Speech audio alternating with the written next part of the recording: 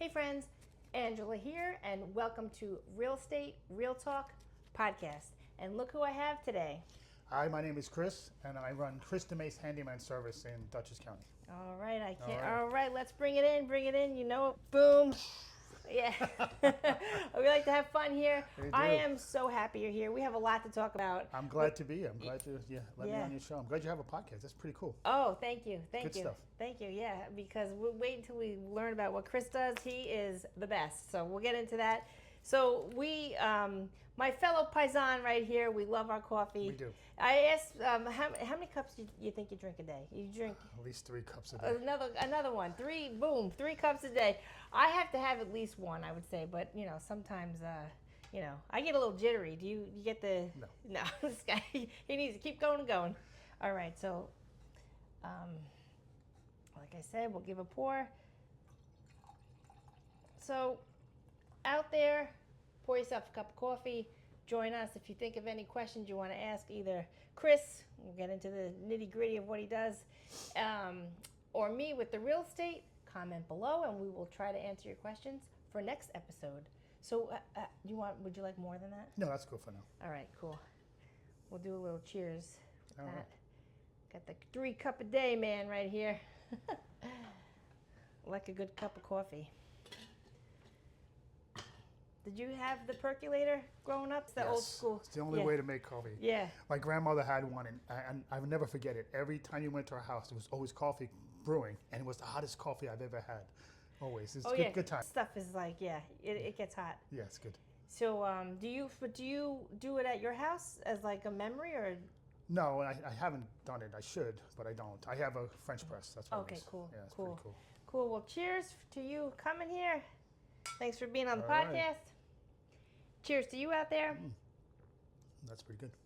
Okay, so I have another cigar lover next to me right here, Chris. Yeah, this is so. I figured, what can I give you as a thank you for coming on? Oh, wow. So, and I know you said you've had Ferio Tego. I did. Yeah, those were very good. Yeah. Wow. Thank you so much. That's cool. Oh, my pleasure. And the reason I did that too, because like I said, we both love cigars. But I want to tell the people, stay tuned. We're gonna combine real estate and my two worlds,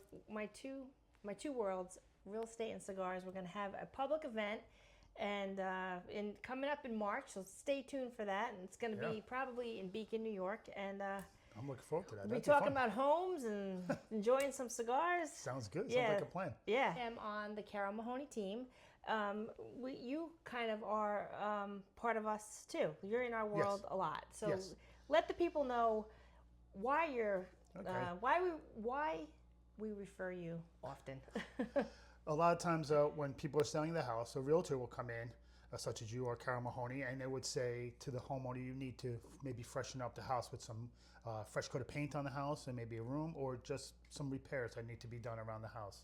And that's when I come in, do the repair work, get the house ready for sale. Oh yeah, 100%.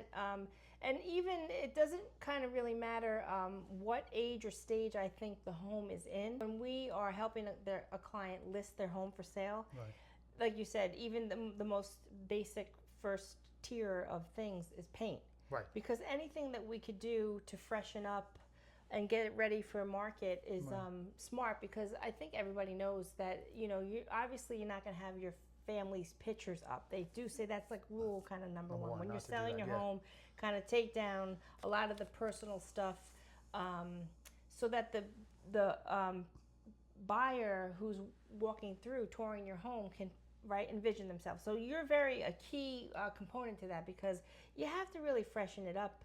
Yeah. I think either way. That, and a lot of times you have to add smoke detectors and stuff to the house, or some violations that are up to code to get the house up to code so that you can sell the house without any kind of issues or nothing like that. Yeah, because you'd be surprised. You say fire alarms, but it's like people kind of don't think about that, because my grandparents, like when you're in a home for 50, 60 years, sometimes it's funny to say, but a lot of the older dwellings, there's no like one. Yeah, like there's one for the right. For the whole Because we realized that in my grandparents' home, they're both in heaven now, but my uncle took over the house, it's the same. He was like, wow, like you don't realize. He's like, wait, I've been living here for 50 years with like one fire detector Right. and it's like in the basement? Cause, Yeah. And then, so, you know, you think, geez, they God forbid it. But, you know, today they're wired in, Right. right? So you help with all that. Yeah. Well, I know the code is that there should be in every bedroom. Yes. So then we have to do that. So I would do something like that. Yeah. We just did that on the house I'm doing for Carol Mahoney. The same thing. Yeah. There was a couple of, the house needed smoke alarms in the house. And Yeah. a carbon monoxide detector. Oh yeah, and that too. That's a law as well, right? Yeah, You it's a have code. because same with me. When you've been in a dwelling long enough, you think you better, you know, the common homeowners are gonna keep up. You're not gonna be like, oh, what's the codes for New York State out there? No. That's when someone like me comes to know you, like you know that, Yeah. and you can get everything up to date. Oh yeah, for Yeah. sure. I will say this though, not only do you help us on the real estate side, you are my handyman. That's correct. Because Personally. yeah, this guy, so he's definitely trustworthy because you've done work in my house, and you know, anytime something's faulty or breaks, I go, oh, you know.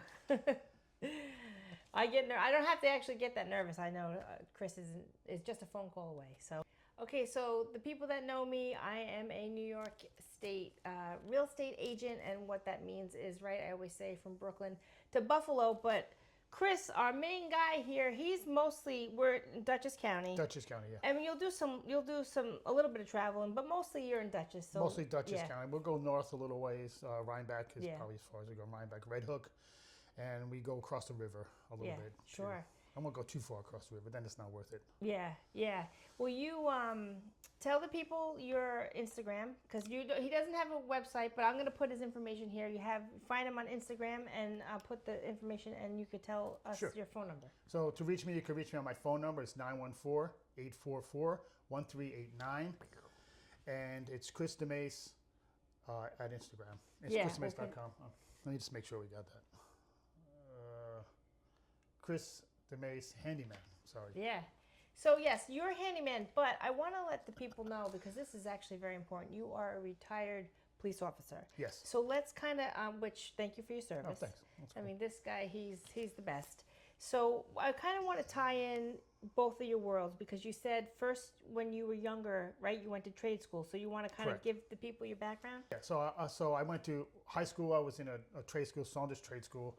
After high school, I took the carpentry class in there, and I went into the Carpenters Union right out of high school. Went to training there and to become an actual carpenter. And from there, I just took various carpentry jobs up until probably the late 80s, early 90s. Then the trade kind of slowed down a lot, and there wasn't a lot of work out there. So I took a test and became a 911 operator first. And then from there, I became a cop in 1998 to 2018. And you were an officer in Westchester County or up here? No, Westchester, Mount Vernon. Yeah. So yeah. Yeah. Oh yeah, you've seen a lot. A little bit. So, and then you retired from the what is it called, the force, or Yeah, the police department. Yeah, I retired after 20 years. Yeah. And I was always doing the business on the side. I was gonna just say. So first, your first passion is carpentry work. Yeah, and I was always doing this, and I always had a knack. I always had a knack for taking things apart, which drove my mother crazy. As a kid, I would take things apart, the toaster or just a table or something, take it apart and try to put it back together. Not every time did it work out, but, so I was always handy. Would she say, Chris, I was always handy, and I learned from a lot of people that taught me how to be, to just use your hands, use your brain.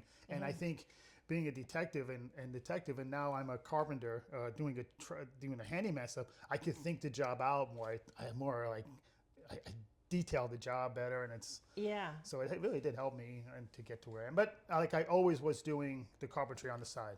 Yeah, through the when years. on my days off, I always did it on the side, did a little job here and there for somebody. Yeah. So, and then, like I said, in 2018, I was fortunate enough to retire, and I started the business full time.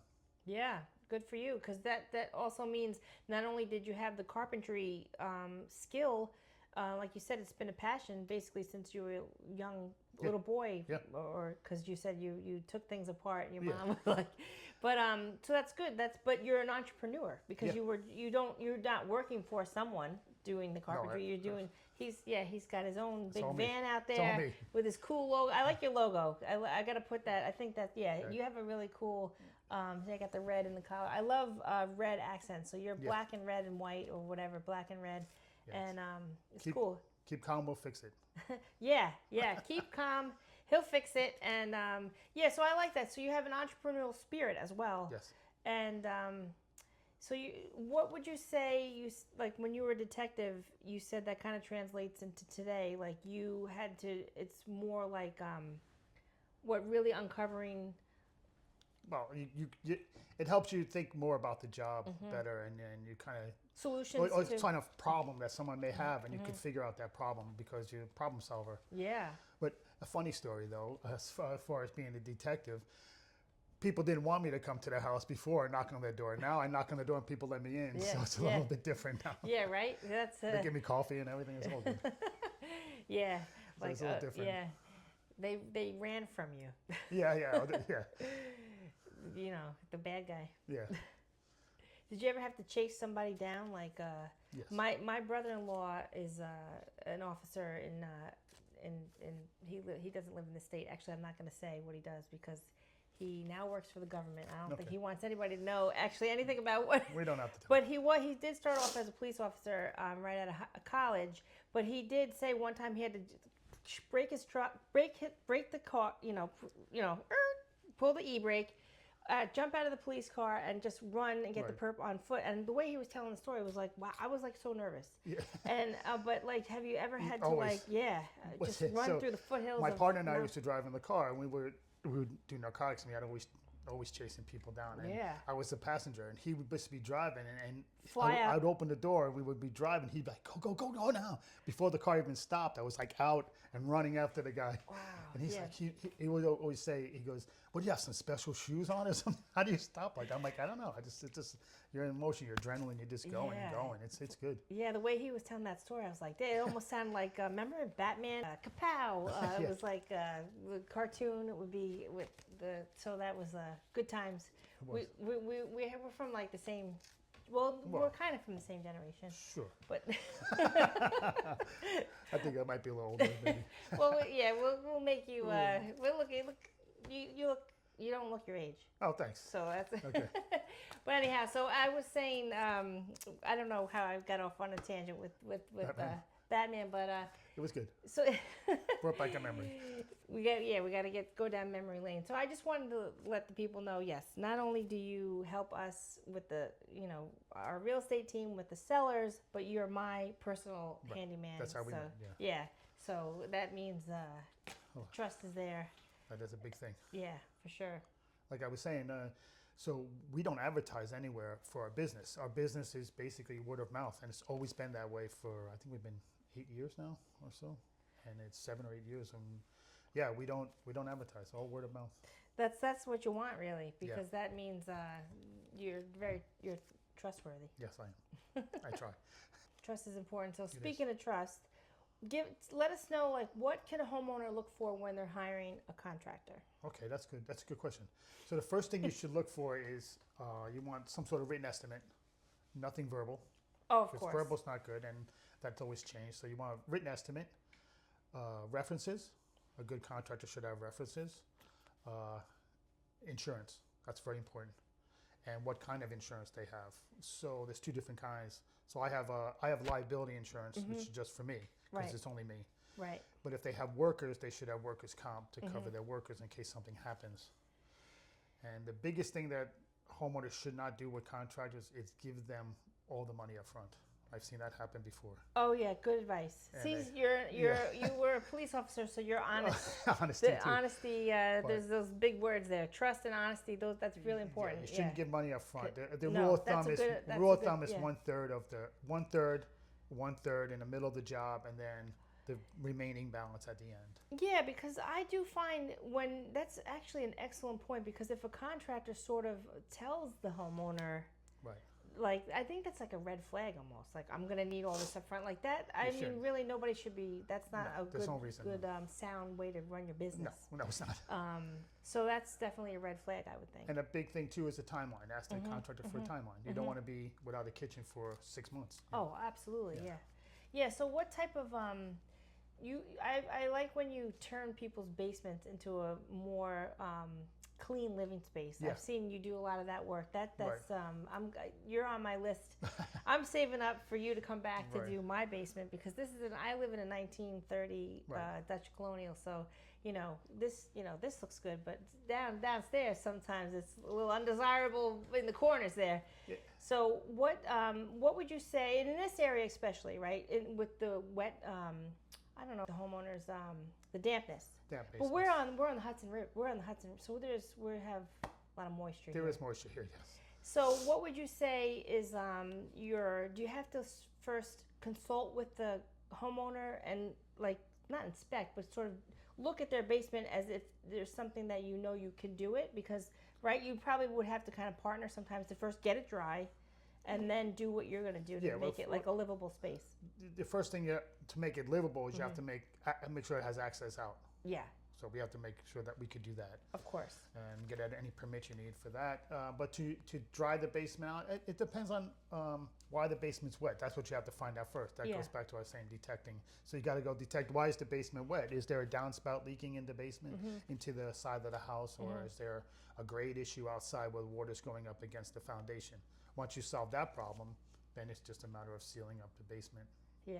And then getting Yeah, you do great work for that. I find that's definitely a plus for people, 'cause especially whether you really have kids or not. I mean, you can make your own little private oasis. Oh yeah, it's a good conversion. So I see you do stuff with like washing machines and dryers. You like make that like a nice. The laundry rooms. You make that into a nice oasis. Yeah. So if you haven't thought of it, I did a couple hire Chris laundry for rooms that. already. Yeah, they're nice. I'm in a lot of trouble with my wife though. What? Oh, 'Cause we don't do. My laundry room is terrible. Well, you know what they say: the shoemaker's kids don't have shoes, Yeah, right? so my laundry room is terrible. So we won't hold you accountable for that. But I did a couple of them and they came out really nice. It's just a little freshen up in a laundry room. It makes a big deal. Oh, it does. It makes you want to do laundry. It's true. When you're it's like having just like your desk, your what's that called? Your cubicle, just Nice and neat. Yeah, nice and neat. It makes you help you work harder, smarter. So there you go. Your laundry room has to be Nice. Because people, they always think of the kitchen and bathroom first. Of course, you're gonna. Right. No, we're not talking about selling right now. Now we're talking about just like when you're already in your home. Right. Be it 10 years, 30 years. It's like. It's overlooked. What else can you think? Yeah. It's overlooked because it's usually in the basement. It's usually downstairs, and you just don't think about it like that. But then at some point you're like, I like a new washing machine. Make this look nice. Yeah. So call Chris because he's got you on that. Yeah, we did a nice. I just did one where we they had a closet in there, so we took the doors off the closet and I put all shelves in there. The ladies can't say enough about it. Every time I go to her house, she's like, I love my laundry room now. I tell you, So. it makes a big, it does. It does encourage you when my teen sons will just keep throwing those jeans down the stairs. It's like, Okay. All right, so I definitely want to thank you for coming, and we're going to close this out. And what I want to say is, aside from the laundry rooms, next time you come, we'll talk about decks, because that's like another oasis for the homeowner to enjoy, right? Yes. And it's not even like that you're going to, if you already have a deck, you'll enhance it, because next time you come on, we'll talk about how you just totally beefed yours up. You like took it down to you took it off. That's like, gone and new one's back. Yeah, so you really made it like, you pimped it out. Yeah. I have a good story about it too. I'll tell you. All right, so we'll put that. We'll hold him accountable for that. We'll talk about his deck and then how he's gonna make your deck a livable space even better than you have. So you have anything else to tell the people? So if you need any handyman work or you need your laundry room redone, give me a call. Numbers down below, and you can call me anytime. Yep. We'll see you next time.